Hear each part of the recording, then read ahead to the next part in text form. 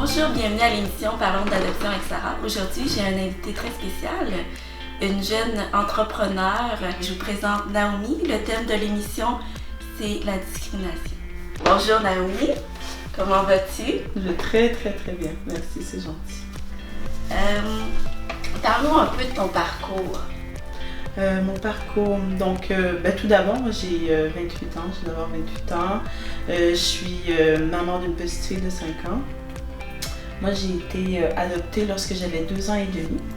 Et puis, je suis arrivée ici au Québec dans une belle famille très charmante, très chaleureuse. Une famille surtout constituée de filles. J'ai grandi beaucoup avec des filles. J'ai une petite sœur qui est adoptée aussi avec moi, qui n'est pas ma sœur biologique, mais qui est plus jeune que moi. Et j'ai 2 grandes sœurs qui sont les filles biologiques à mes parents adoptifs. Donc, elles aussi, elles ont adopté. Dans ma famille, presque tout le monde a adopté. Donc, j'ai grandi ici à Québec, à Val-Bélair, plus précisément. Okay. Et puis, par la suite, j'ai déménagé il y a quelques années à Limoilou. J'ai vécu en Afrique, j'ai vécu à Montréal entre-temps aussi. Donc là, je suis installée ici. Et puis,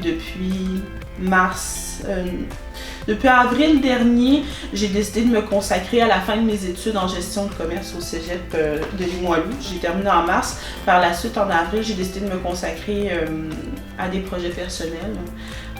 Au départ, c'était qu'une simple idée, mais ça s'est vite transformé en quelque chose de concret. Ah oui, tu nous dis que tu as vécu en Afrique. Quel pays exactement? En Côte d'Ivoire. Ah, en Côte d'Ivoire. En Côte d'Ivoire, j'y suis allée 3 fois. Je suis allée en 2012, en 2014 et en 2016. Je suis restée en tout et pour tout au moins 2 ans là-bas. Okay. Wow. C'est vraiment extraordinaire. Le père de ma fille est ivoirien. Donc, c'est pour ça que j'y suis allée à plusieurs reprises. Mais c'est vrai que c'est une belle opportunité. Ça m'a permis. C'était la première fois de ma vie que je voyageais. Et d'ailleurs, je ne suis pas allée ailleurs qu'en Côte d'Ivoire dans ma vie. Là. Donc, oui, c'était une belle expérience pour ma fille, pour moi. Ouais.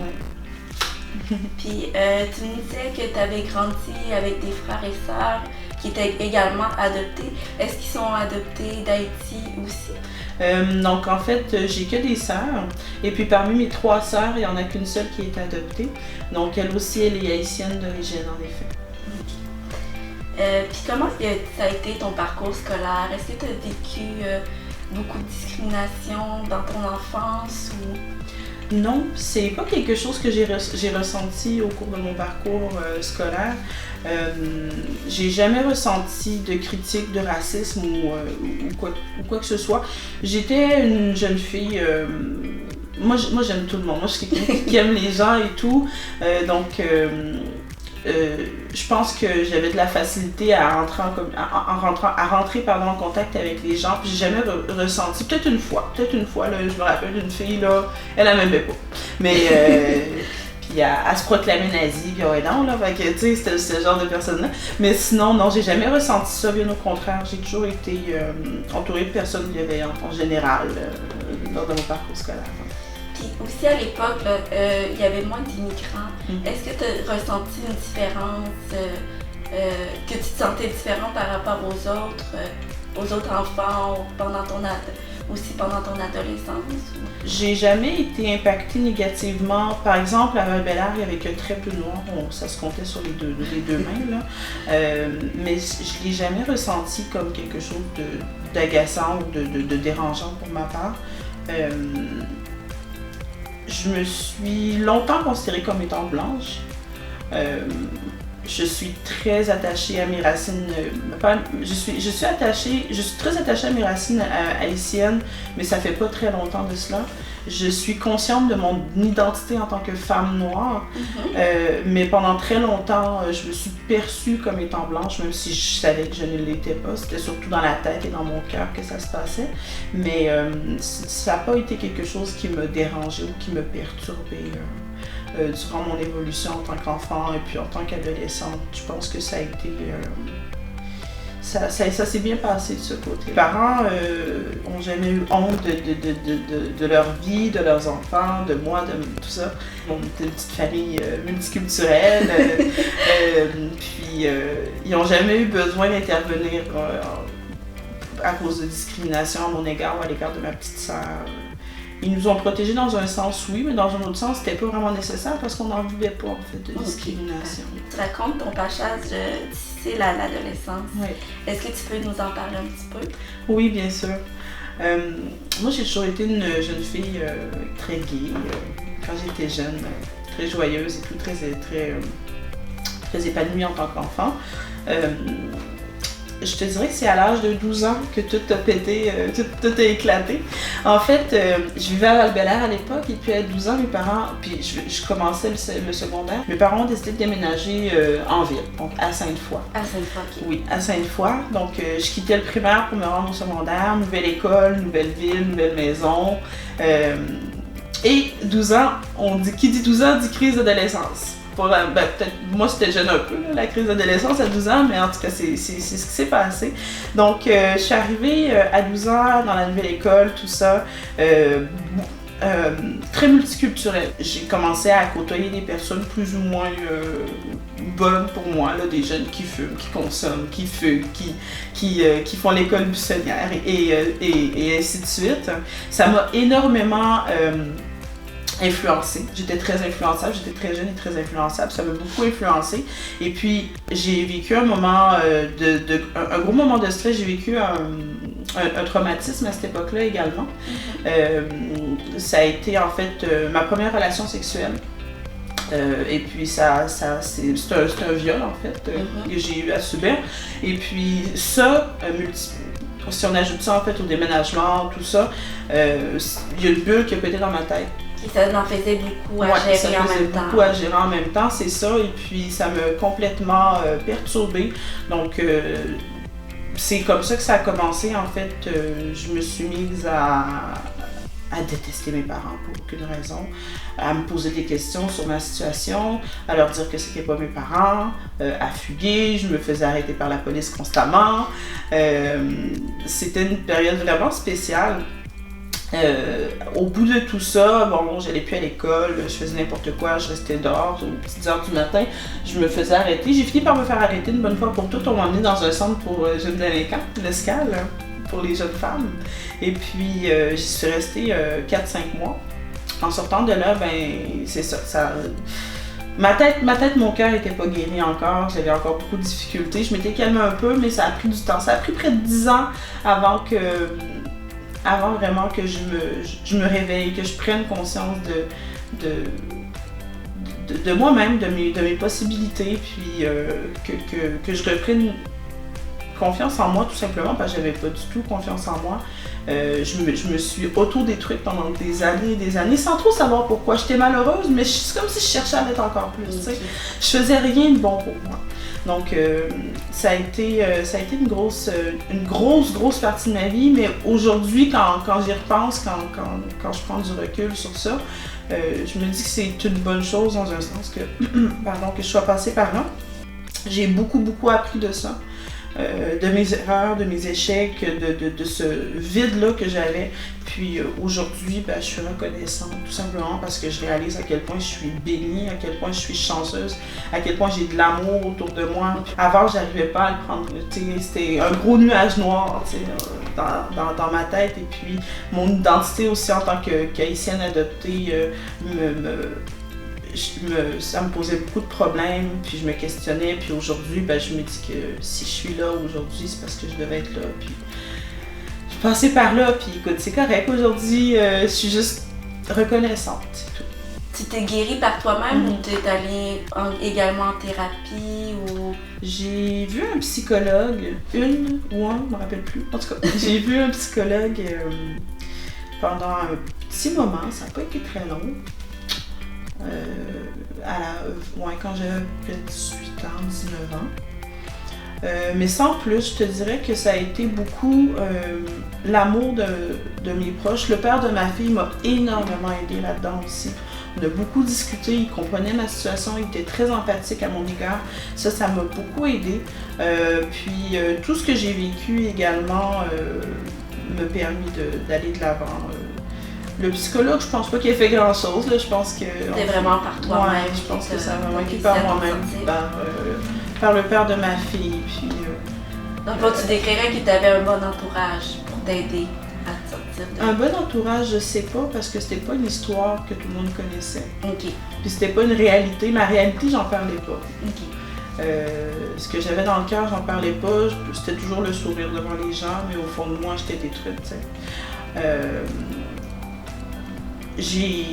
J'ai commencé à m'intéresser au développement personnel beaucoup aussi. Je pense que ça aussi, ça m'a beaucoup aidé.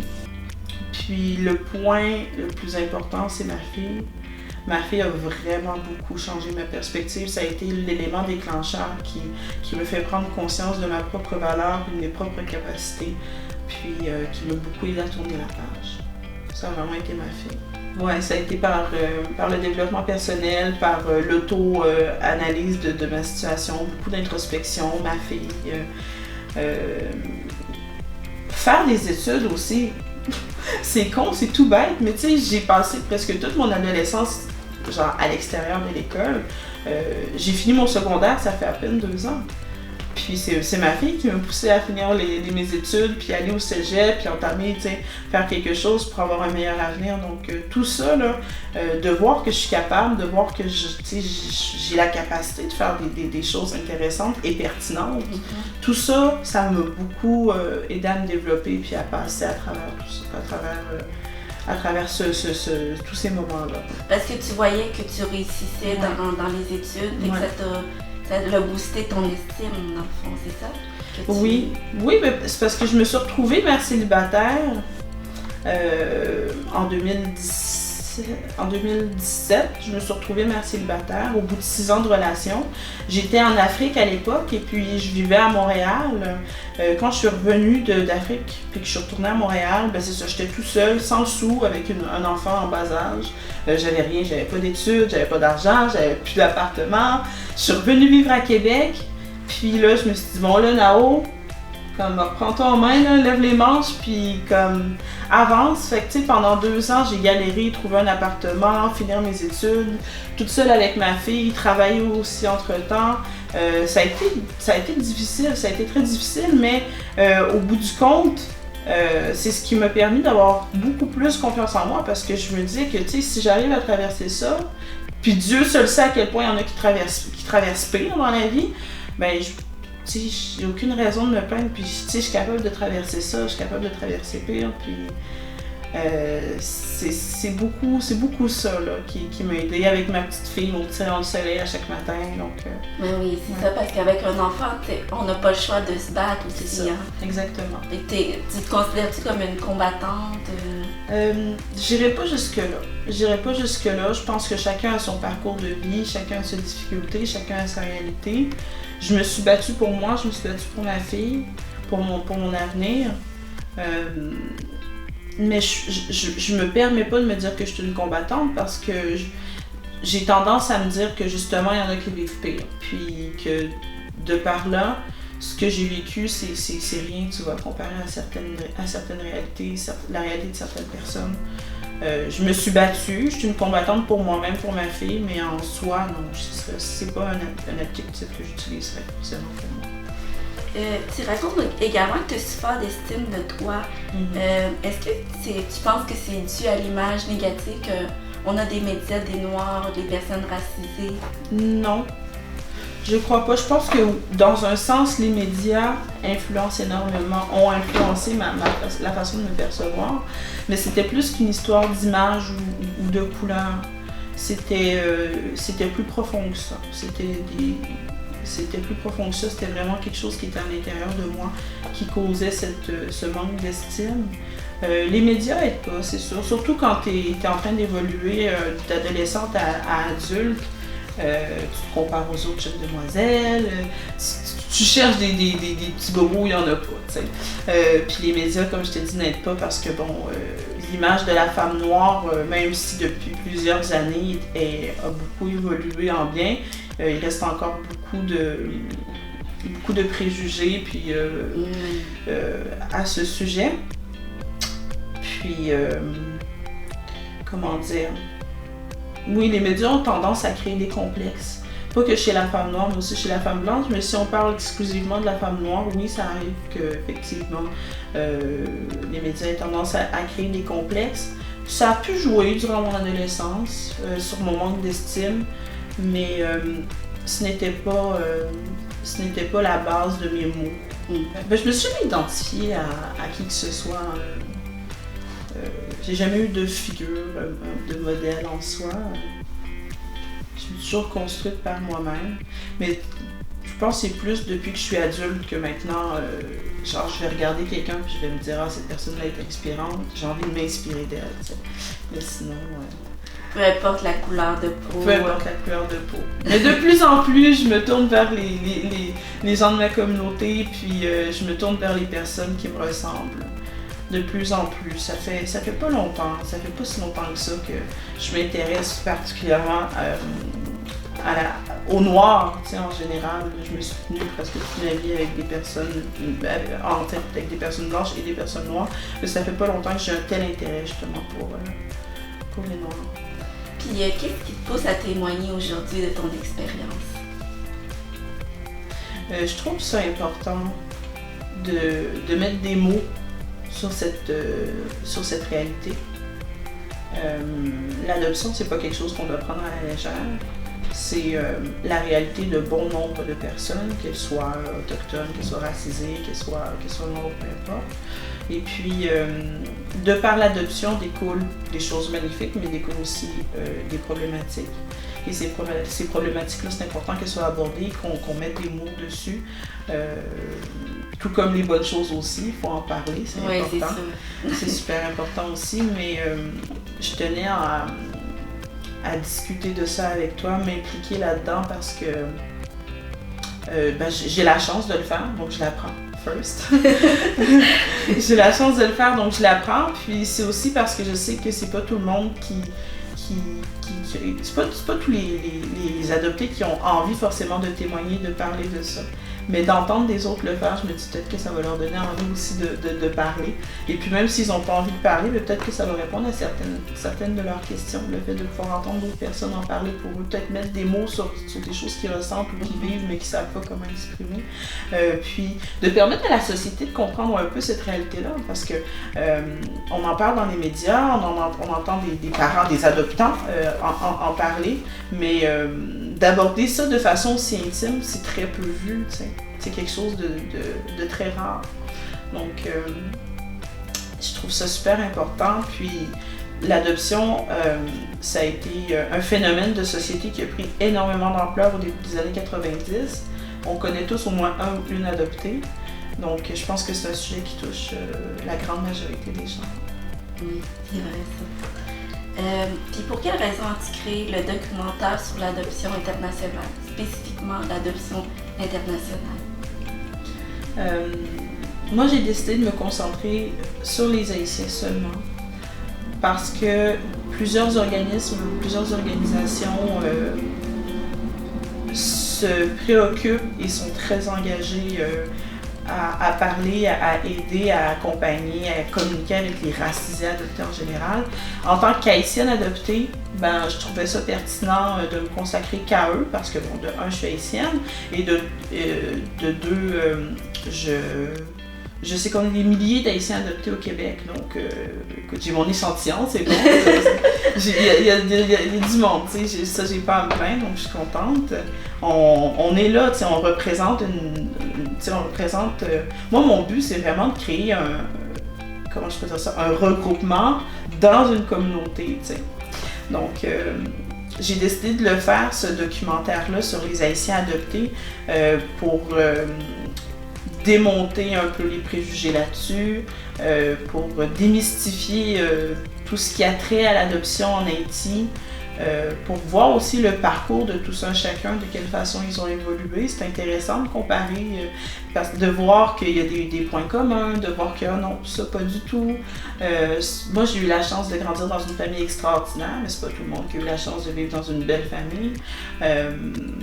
Donc, de comprendre, d'analyser. Je suis très empathique, donc c'est vraiment quelque chose qui me touche. Puis,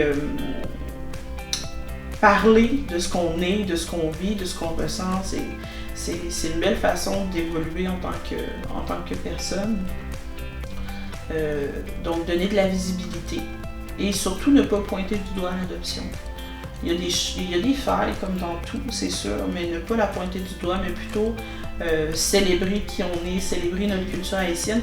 Mon but aussi, c'est de pouvoir permettre aux Haïtiens aux Haïtiennes adoptées qui font partie du projet de se rapprocher de leur culture. Que ce soit en écoutant de la musique haïtienne, j'ai fait appel à un historien haïtien, à une psychologue haïtienne, le plus possible les rediriger vers leurs racines.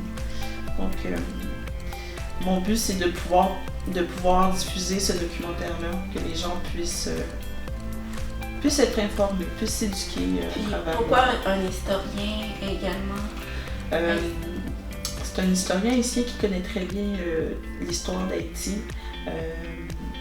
Je trouve ça important parce qu'on est, comme moi, l'histoire d'Haïti, ça fait pas longtemps, j'en connais pas beaucoup encore, je connais les bases, là, mais la majorité des Haïtiens et des Haïtiennes qui ont grandi au Québec et qui ont été adoptés par des Québécois connaissent presque rien à leur culture, à l'histoire. Et juste ça à quel point l'histoire est importante. Mais Haïti, là, ce que ça représente, là, c'est énorme, là, je veux dire, ne serait-ce que l'impact qu'ils ont eu dans l'émancipation des Noirs, c'est vraiment génial. Donc je trouve ça important que ce soit un sujet qu'on aborde. Donc c'est la raison pour laquelle j'ai fait appel à un historien réputé qui s'y connaît, qui va permettre à mes confrères et à mes consoeurs de pouvoir en savoir davantage, simplement, s'enrichir, s'éduquer un peu sur la culture haïtienne et son histoire. Ouais. Puis, est-ce que tu souhaites aider les gens avec ton histoire? Oui. Oui, je le souhaite. Je l'espère. Je l'espère de tout cœur. S'ils ont besoin d'aide, évidemment, parce que c'est pas tout le monde qui ressent le besoin d'avoir de l'aide par rapport à ça, mais si pour moi, comment je peux dire ça? Il y a une des demoiselles que j'ai interviewée la semaine dernière qui, elle, le fait que je lui pose des questions sur qui elle est, sur ses aspirations, sur ses passions, sur l'adoption, sur sa vie, ça l'a aidé à répondre à ses propres questions, ça l'a aidé à réaliser certaines choses, puis à aller de l'avant, tu vois. En tant que... Quant à sa quête identitaire, ça l'a aidé à aller de l'avant. Donc juste ça, je trouve que c'est génial. Si je peux aider quelques-unes et quelques-uns à pouvoir grandir, à pouvoir aller de l'avant dans leur quête identitaire, ça va déjà être extraordinaire. Certains sont isolés, certains ne le sont pas. Ceux qui sont isolés, ça va pouvoir peut-être les aider à pouvoir se... comment dire... à pouvoir se développer un réseau avec des Haïtiens et des Haïtiennes tout comme eux, des gens qui leur ressemblent et tout. Donc oui, si ça peut aider, moi c'est mon but. Je sais pas de quelle façon, mais peu importe la façon dont ça aide, tant mieux. Mais quand tu dis isolé, est-ce que c'est isolé parce qu'ils se sont isolés eux-mêmes, ou c'est à cause qu'ils vivent dans un endroit qui n'a pas nécessairement beaucoup d'Haïtiens? Les deux. Les deux, il y en a de par leur vécu qui s'isolent volontairement, que ce soit des autres Haïtiens et Haïtiennes, que ce soit des Noirs en général, ou qui s'isolent tout simplement parce que ce ne sont pas des personnes très extraverties. Mais je trouve ça le fun, le fait d'imaginer en fait un réseau, un regroupement d'Haïtiens et d'Haïtiennes qui se comptent, qui ont le même parcours, des personnes qui sont plus solitaires, qui ont besoin d'échanger. Parce que c'est facile de parler de l'adoption avec n'importe qui, des amis, tout ça, mais de parler de ça avec quelqu'un qui a vécu la même chose que toi, c'est autre chose. C'est autre chose, oui. C'est ça, donc... Puis on touche vraiment au personnel aussi, là, exactement. À l'intimité. C'est plus facile de se confier à quelqu'un que tu sais que lui aussi est adopté. C'est bon. Donc, ouais. Puis quel message veux-tu transmettre aux non-adoptés? Que l'adoption n'est pas une fin en soi. T'sais, une personne adoptée, c'est beaucoup plus que ça. Ceux qui ne sont pas adoptés, j'aimerais qu'ils puissent apprendre, comprendre un peu mieux pour que le jour où ils vont être face à un individu qui a été adopté, qui pose pas des questions bêtes. Ouais, des questions trop intimes. Du genre, tes parents, tu les connais-tu? Ben bon, ça c'est soft comme question, mais du genre, ah putain, est-ce que tes parents sont morts durant le séisme? Est-ce que, ça fait quoi? Tu sais, qu'ils puissent poser des questions pertinentes, tu sais. Pour ça, je dis déconstruire un peu tous les préjugés qui sont autour de l'adoption, parce que souvent on est confronté à des questions qui sont très impertinentes et très invasives. Ouais, c'est ça, exactement. Donc, qu'ils puissent savoir un peu ce qu'il en est, ce qu'on peut ressentir face à ça, qu'ils aient un peu plus de tact, mais qu'ils s'intéressent surtout à l'individu et non pas qu'au fait qu'il était adopté. Puis c'est ça, mais mon but c'est vraiment d'éduquer, je pense. C'est vraiment d'éduquer sur l'adoption puis sur le vécu des gens qui ont été adoptés. Puis de mettre ça de l'avant.